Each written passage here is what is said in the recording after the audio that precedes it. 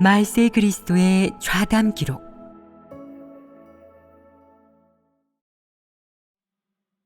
사람은 어떻게 새 시대에 진입할 수 있는가? 오늘 교제하려는 주제는 사람이 새로운 시대, 즉 하나님 나라 시대로 접어들면 그 시대 안에서 어떻게 생활해야 하고 어떻게 하나님의 사역을 체험하여 진정 새 시대에 진입해야 하느냐 하는 것이다.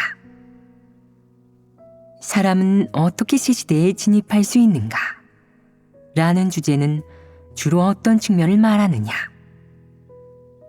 하나님이 하나님 나라 시대에 이토록 많은 말씀을 선포하고 심판과 형벌의 사역을 했으니 이 시대에 사람이 어떻게 하나님을 믿어야 하나님의 요구에 도달하는지 하나님 선민은 모두 마음속으로 알고 있어야 한다. 많은 사람이 전에는 주를 믿으며 수많은 하나님 은혜를 누리다가 이제 하나님의 심판 형벌의 사역을 체험하기 시작했다. 그렇다면 하나님 믿는 관점을 과거의 낡은 관점에서 어떻게 하나님 요구에 부합하는 지금의 새로운 관점으로 바꿀 것이냐? 하나님을 믿는 예전의 내 관점이 옳든 그르든 그걸 따질 게 아니라 현실을 마주해야 한다. 그리고 지금 어떻게 믿고 어떻게 추구해야 할지를 알아야 한다. 지금도 예전 은혜 시대의 믿음법대로 추구하고 아직도 예전 관점대로 하나님을 믿는다면 너는 새로운 시대에 진입하지 못한 것이다. 우선 대표적인 말 한마디로 이 문제를 설명해 보자. 어떤 말이냐? 은혜 시대에는 흔히들 이런 말을 했다. 한 사람이 하나님을 믿으면 온 가족이 복을 받는다. 즉, 집안에서 한 사람만 예수를 믿으면 집안 사람 모두가 같이 덕을 보고 모두가 평안과 기쁨이 있다는 것이다. 예수가 한 일이 구속사역이었기 때문에 그는 사람에게 무한한 관용과 인내, 용서, 사함을 베풀었다. 내 생명 진입이 어떻든 내 자질이 어떻든 과거에 지은 죄가 얼마든 주님께 죄를 인정하기만 하면 전부 사하여 주고 평안과 기쁨을 베풀어 주었다. 내게 믿음만 있으면 그것으로 충분했으니 정말 간단했다. 그렇다면 지금은 한 사람이 하나님을 믿으면 온 가족이 복을 받겠느냐? 그렇지 않다. 왜 지금은 그 사역을 하지 않겠느냐? 때가 이르러서 인류를 사탄의 권세에서 철저하게 구원하기 위해 하나님이 와서 심판 사역을 시작했기 때문이다. 따라서 지금은 사람에게 하나님을 향한 충성심과 진심, 경배와 순종, 경외심을 갖추라고 요구한다. 하나님을 믿는 사람이 진리를 이해하고 진리를 받아들이고 진리를 깨닫고 진리를 얻을 수 있다면 이들은 철저하게 구원받을 것이다. 하지만 진리를 거부하고 하나님 은혜만 탐하는 자들은 도태될 것이다. 만약 내가 지금도 하나님께 은혜 시대 사역을 하라고 요구하며 한 사람이 주님을 믿어서 온 가족이 복을 받으려 한다면 그건 너무나 어리석다. 하나님은 이제 은혜 시대의 사역을 하지 않는다. 그 시대는 이미 끝났다. 알아들었느냐? 새 시대에 진입하는 것이란 바로 오늘날의 하나님 나라 시대로 접어드는 것이다. 하나님을 믿는 내 개인적인 관점과 속셈, 내 믿음, 내 생활 방식과 체험 방식 등 모든 면을 바꿔야 한다. 어느 한 가지만 바뀐다면, 즉 전에는 예수를 믿고 지금은 전능하신 하나님을 믿으면서 내가 믿는 하나님의 이름만 바뀐다면 사실 내가 믿는 방법, 가는 길, 추구하는 것은 여전히 달라지지 않은 것이다. 다시 말해 너의 추구와 인식, 관점 등 모든 면이 어느 정도 변화해야 하고 이를 바탕으로 진리를 추구해야 한다. 이런 게 바로 순수하고 진정한 믿음이다. 어째서 지금 어떤 사람은 늘 소극적이고 하나님을 믿는 일이 재미도 없고 예전처럼 열의가 높지 않다고 생각하겠느냐?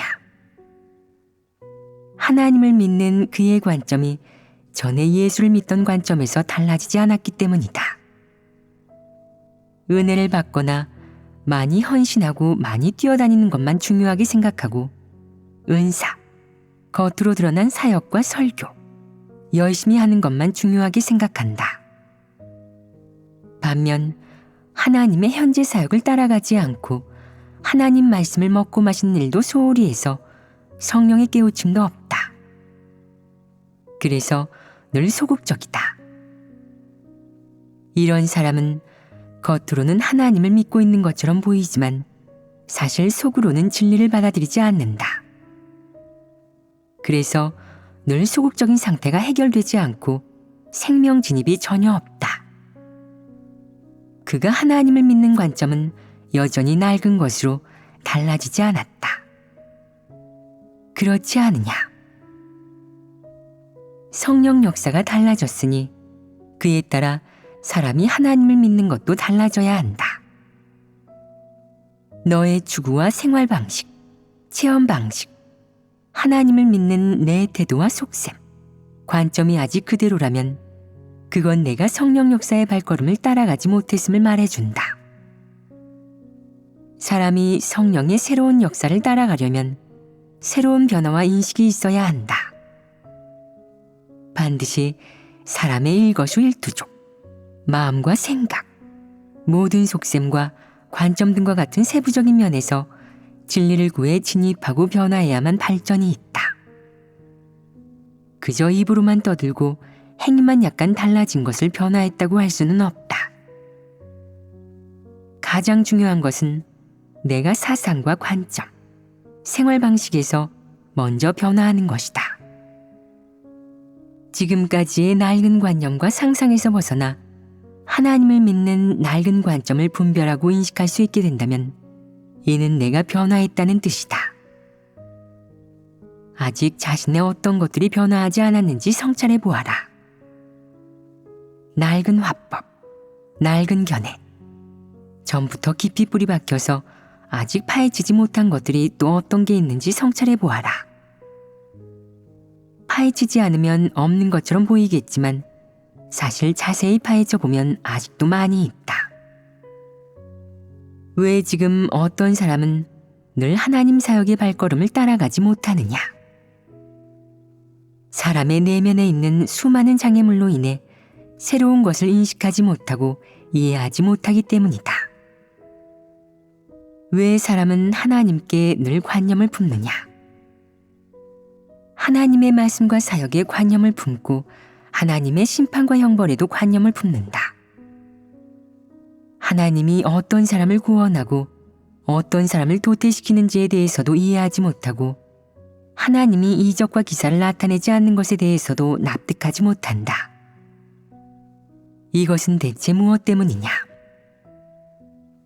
하나는 사람의 교만하고 독선적인 본성에 기인한 것으로 무슨 일이든 관념과 상상을 품는다. 이것이 근본 원인이다. 또 한 가지는 객관적인 원인으로 사람의 마음속에 아직도 하나님을 믿는 잘못된 관념이 많고 그것들이 달라지지 않았다는 점이다. 이러한 것들이 깊이 뿌리 박힌 채 아직도 변화하지 않은 데다 과거 예수를 믿거나 여호와를 믿을 때 하던 말들이 마음속에 아직도 뿌리 깊게 남아있는 것이다. 그래서 하나님의 새 사역을 접했을 때 참도는 받아들였으면서 하나님의 새로운 말씀, 새로운 방식의 사역은 이해하지 못한다. 너는 왜 이 새로운 것을 이해하지 못하느냐? 그것은 내가 아직도 과거의 낡은 것들을 내려놓지 못한 탓에 새로운 것에 반감을 품게 되었기 때문이다. 내 내면에 예전의 것이 없다면 하나님의 현재 사역을 받아들일 수 있다. 그러나 예전의 것들을 내려놓지 못하면 쉽게 하나님께 관념이 생기고 패역이 생겨서 자신에게 손해를 가져오게 된다. 또 하나님과 대립한다면 하나님께 도태되기 쉽고 하나님께 징벌받을 것이다. 너희 모두 파헤쳐 보고 성찰해 보아라.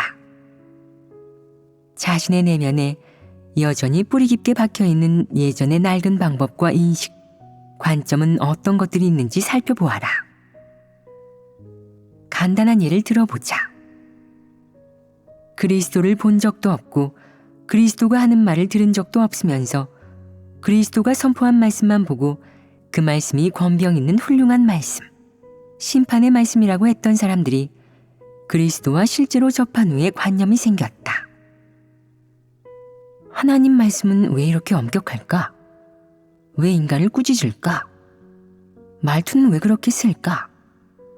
그렇게 호되게 사람을 폭로하고 심판하기만 하는데 누가 받아들인담? 우리가 예수님을 믿을 때는 이러지 않았어.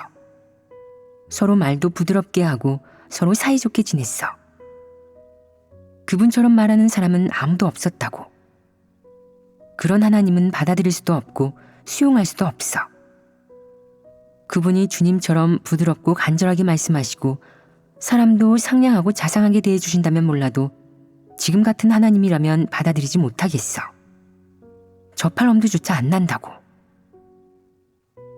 이것이 참도이고 성육신 하나님이 한 말씀임을 인정하고 심지어 진심으로 탐복했으면서 어째서 그리스도를 접할 때 그의 말투와 어휘 사용, 말하는 방식에 대해 관념을 가지고 내려놓지 못하느냐.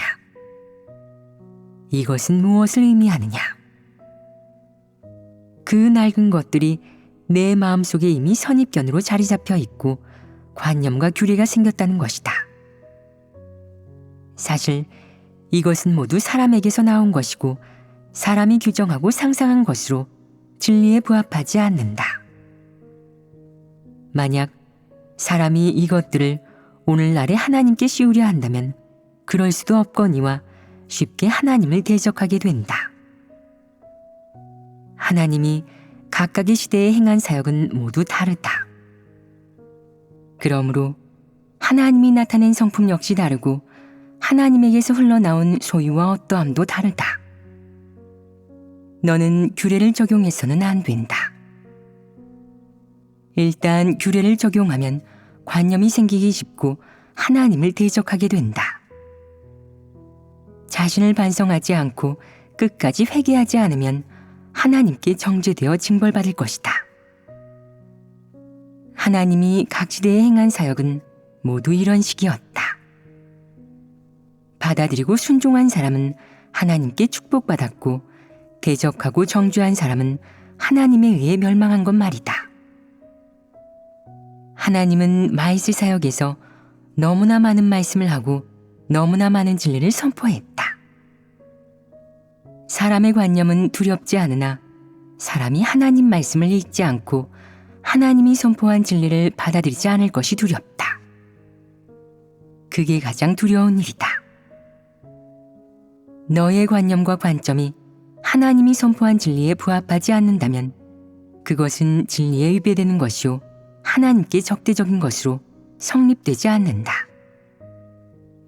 사람에게는 폐괴 성품이 있고 거역과 대적이 있고 사유가 있다. 사람의 사유는 무엇에 지배당하느냐? 사람의 속셈, 일을 보는 관점과 각도 등에 지배당한다. 그러니 너의 그 사유는 성령에게서 온 것도 아니고 진리를 바탕으로 생겨난 것도 아니다. 어째서 너의 그 관념과 관점을 사람의 것, 육에 속하는 것이라고 하겠느냐? 그것은 너의 그 사유가 진리의 지배를 받지 않고 진리를 바탕으로 생각해낸 것이 아니기 때문이다. 어떤 사람은 성경을 바탕으로 생각하는데 그것은 더욱 잘못되었다.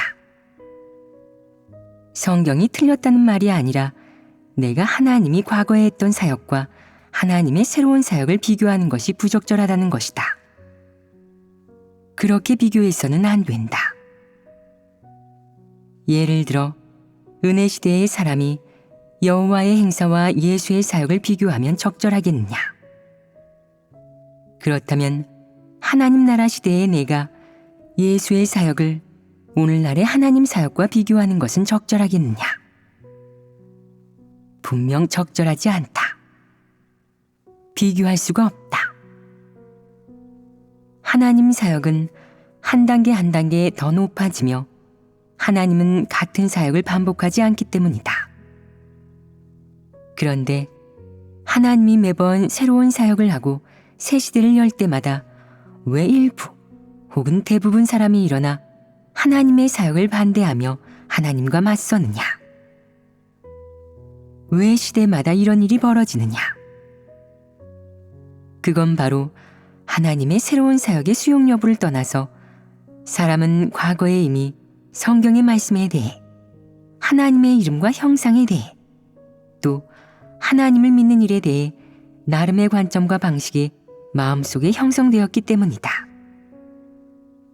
게다가 사람은 이런 것을 보배로 여기며 자신이 그걸 얻었다고 착각하는가 하면 교만하기 이를 데 없이 스스로를 아주 높고 대단하게 생각하기도 한다. 그래서 하나님이 오늘날 하는 사역이 과거 사역과 크게 다른 것을 보면 판단한다. 항상 은혜 시대의 것으로 오늘날의 하나님, 오늘날의 하나님 사역, 오늘날의 진리와 대조하려 하는데 그게 가능한 일이겠느냐? 무슨 일이든 규례를 적용하지 마라. 너는 이런 의식이 있어야 한다. 나는 지금 하나님의 새로운 사역을 받아들였어. 이해가 안 되는 것도 있는데 천천히 체험하고 인식하며 조금씩 추구해야지. 낙숫물이 대도를 뚫듯 조금씩 노력하다 보면 차차 알게 될 거야.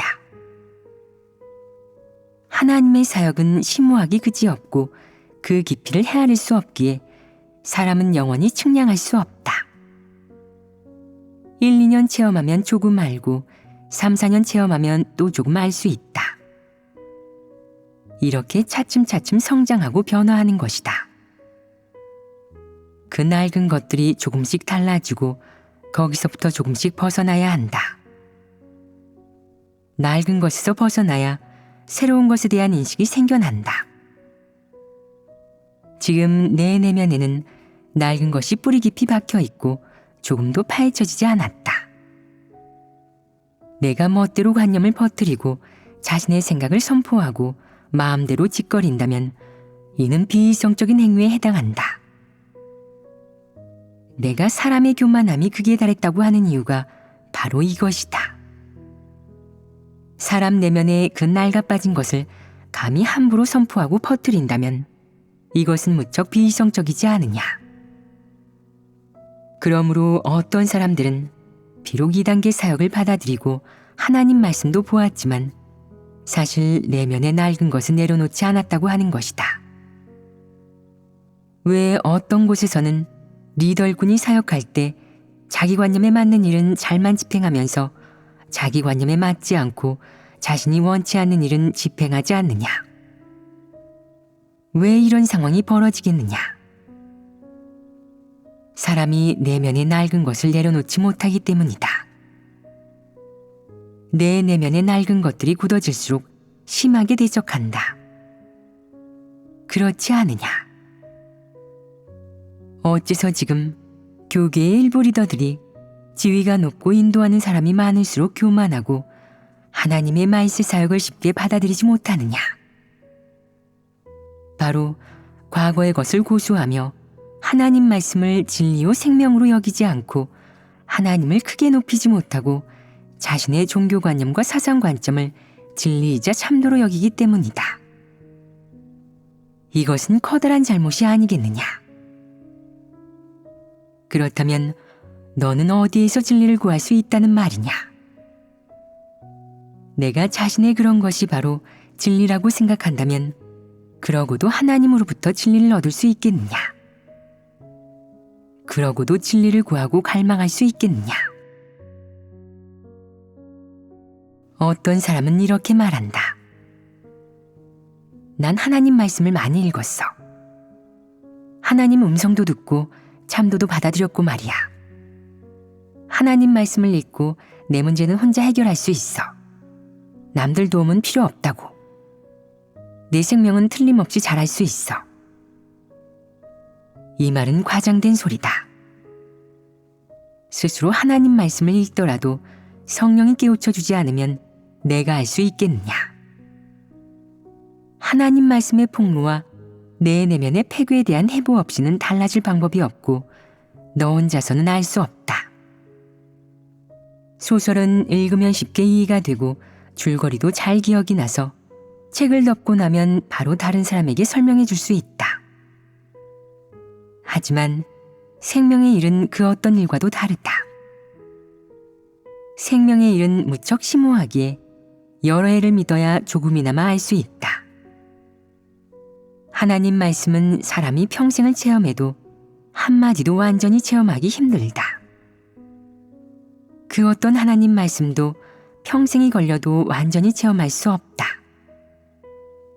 내가 아무리 자질이 훌륭해도 하나님 말씀을 체험하고 실행해야 진리를 깨달을 수 있다.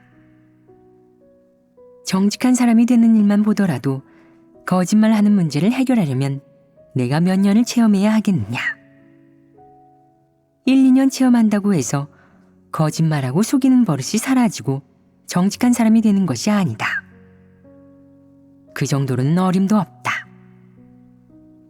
적어도 10년 이상은 체험해야 효과를 볼 수 있다.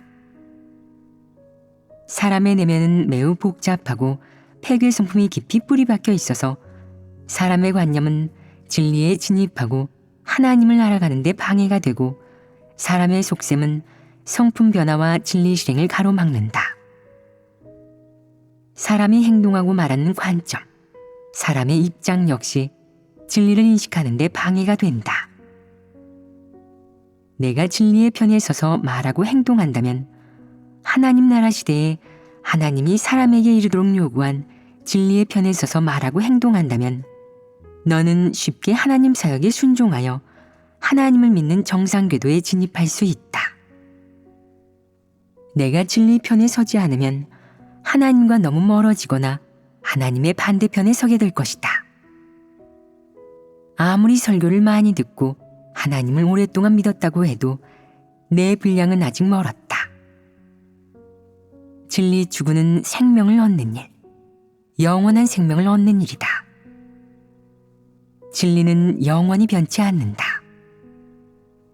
언제든 적용 가능하고 영원히 폐기되지 않으며 누구도 반박할 수 없고 부정할 수 없다.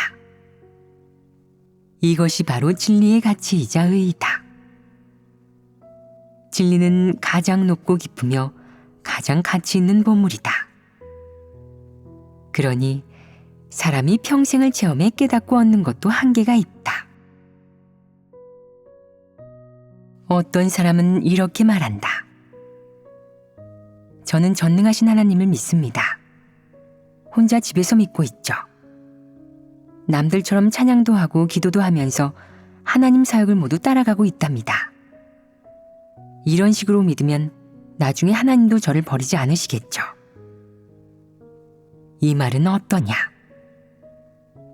집에서 하나님을 믿으면 어떻게 진리를 추구하겠느냐? 본분을 이행하지 못하는데 하나님 사역을 어떻게 체험하겠느냐? 본분을 이행하지 않으면 일부 폐괴 성품이 드러날 수가 없는데 어떻게 스스로를 반성하겠느냐? 어떻게 하나님 말씀의 심판과 형벌을 체험하겠느냐? 하나님 말씀이 어떻게 너를 드러내고 책망하겠느냐? 집에서는 이런 일을 체험할 수가 없다. 실제로 체험하지 않는데 진실로 자신을 인식할 수 있겠느냐? 진실로 변화할 수 있겠느냐? 변화가 있을 수 없다. 하나님의 사역을 체험하려면 반드시 교회 생활이 필요하고 또한 본분을 이행해야만 잘 체험할 수 있다. 내가 집에서 10년, 20년을 믿는 동안 큰 붉은 용이 무너지고 대재난이 끝나버리면 진실한 체험 간증을 얘기할 수 있겠느냐? 하나님이 받은 고통을 내가 받을 수 있겠느냐?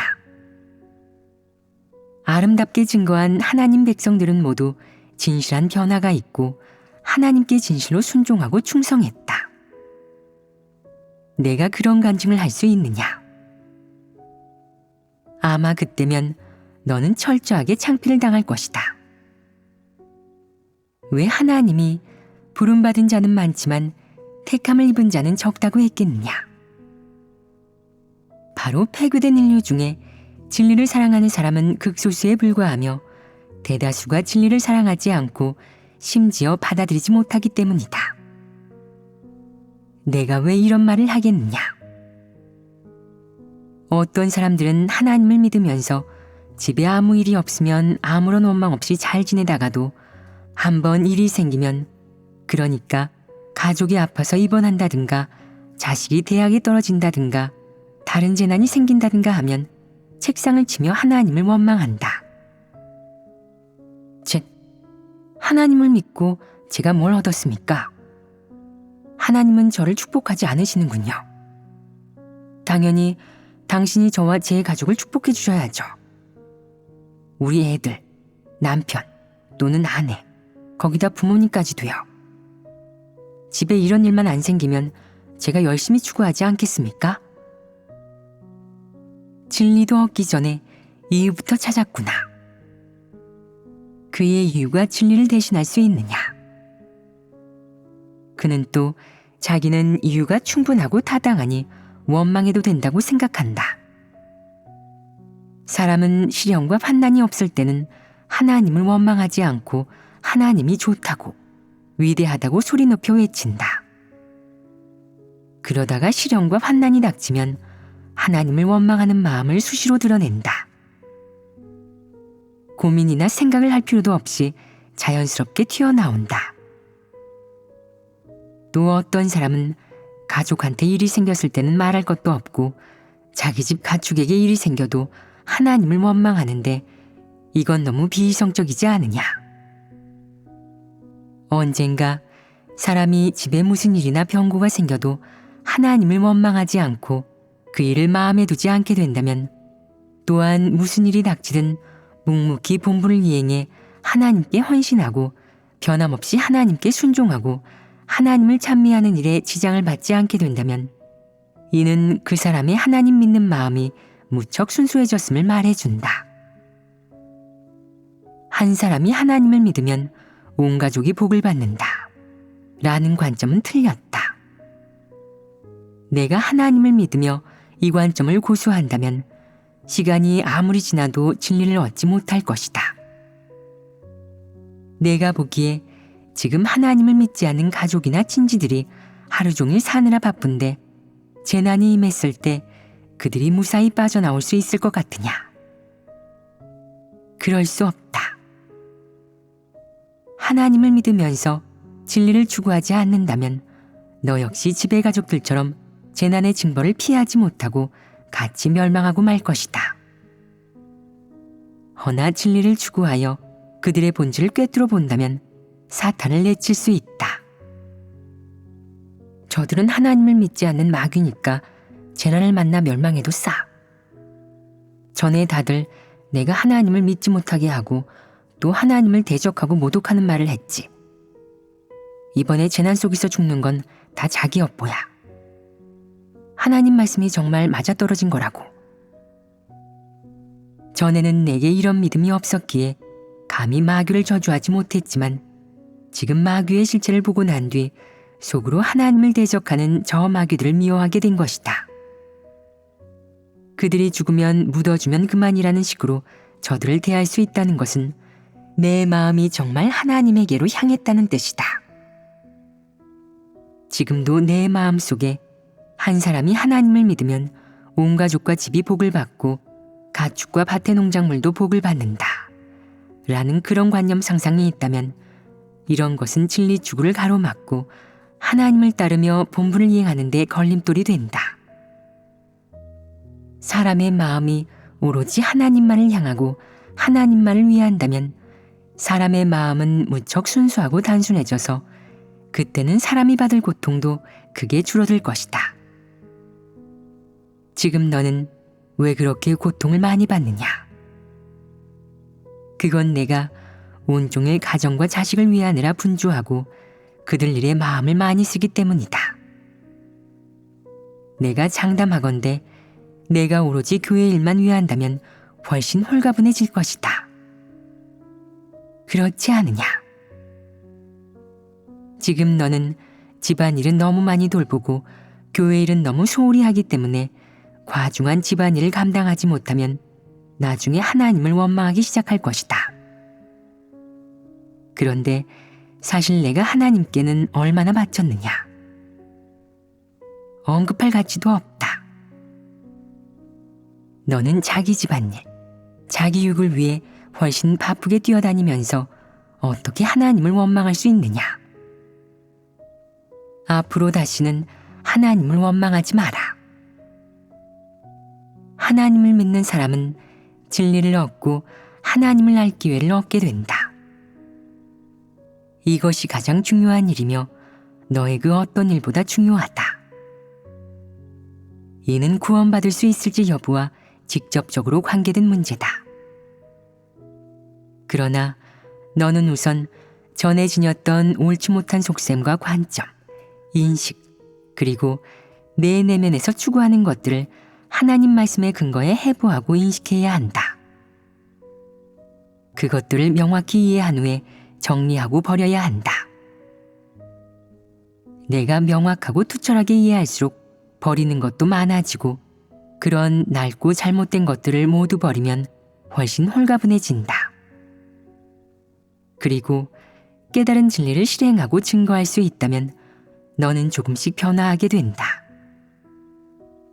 지금 이 방면으로 실행하고 훈련하기 시작하면 서서히 그런 것들의 속박과 교란을 받지 않게 되고 하나님을 믿는 정상 궤도에 진입하게 될 것이다.